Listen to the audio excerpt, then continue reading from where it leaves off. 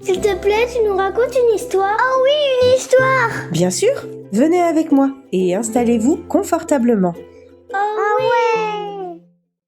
Le petit oiseau des hautes montagnes. Une histoire écrite par Bulbul Sharma, illustrée par Sonali Zohra et traduite par Sakuntala. Mira habite dans un petit village situé tout en haut d'une montagne dans l'état de l'Himachal Pradesh. De la fenêtre de sa cuisine, elle aperçoit les montagnes enneigées. D'immenses aigles aux ailes dorées survolent souvent sa maison. Un jour, lorsqu'elle sera plus grande, Mira souhaite escalader le sommet le plus élevé et regarder de l'autre côté de la montagne. Mais aujourd'hui, Mira, son frère Rachesh et leur mère descendent de la montagne. Ils se rendent au marché pour acheter de nouvelles chaussures. La ville est loin, mais cela ne dérange pas Mira. Elle a l'habitude de marcher 1 heure par jour pour aller à l'école. Ils se mettent en route à l'aube. Il y a 2 heures de marche avant d'atteindre la route principale. Là, ils pourront prendre un autocar. Le chemin disparaît parfois et ils glissent sur les rochers. « Hi !» s'écrient Mira et Rajesh en sautant par-dessus les pierres. « Scritch, scritch !» font les brindilles et les feuilles mortes sous leurs pieds. « Ticota-ta !» piaille un petit barbu vert perché sur un arbuste. Un groupe de langours les observe tranquillement des pins.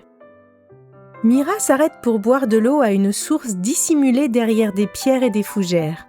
Elle aperçoit soudain un petit oiseau étendu dans les fougères. « Oh, le pauvre! Il a une aile blessée !» dit-elle. Elle le prend délicatement dans ses mains. « Est-ce qu'on peut l'emmener avec nous ?» demande-t-elle. C'est un hénicure tacheté. Il les regarde avec ses petits yeux effrayés. « Ne t'inquiète pas !» murmure Mira. « Je dois d'abord soigner son aile », dit la mère de Mira. Ils étalent un peu de boue sur l'aile de l'oiseau et l'enveloppent dans une grande feuille. Puis Mira le met dans son sac en tissu. L'autocar vient tout juste d'arriver sur la route principale. Une fois installé à son bord, Mira sent l'oiseau bouger dans son sac. « Il a peut-être faim », suggère la mère de Mira. « Moi en tout cas j'ai faim », dit Rajesh. Il grignote des pois chiches grillés. Mira en émiette un peu pour les donner à l'oiseau. Le vieil autocar crache ses dents le long de la route qui serpente dans la montagne. La ville est bruyante et surpeuplée.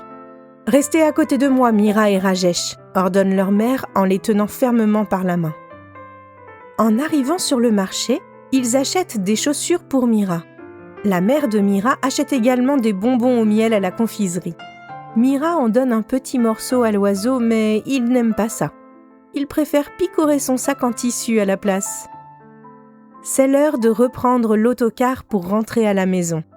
Tandis que l'autocar tangue sur la route, Mira entend le petit oiseau pépier dans son sac.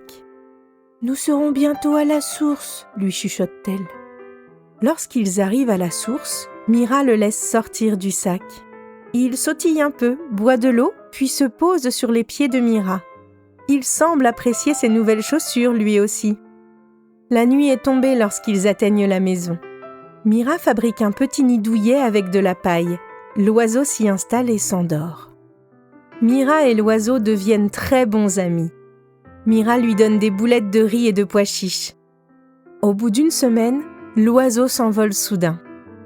Maintenant, chaque fois que Mira descend la montagne, elle aperçoit un oiseau noir et blanc muni d'une longue queue. Celui-ci hoche toujours la tête et pépille lorsqu'il la voit. Tu crois qu'il s'agit du même oiseau que celui qui était blessé ? Pour prolonger l'histoire, j'ai préparé pour vous un carnet d'activités. Le lien est juste en dessous dans la description. Pour ne manquer aucune histoire, abonnez-vous et activez la petite cloche. Pour continuer ce moment de partage, vous pouvez cliquer sur l'une des histoires qui s'affichent à l'écran. À bientôt sur les histoires de Soise.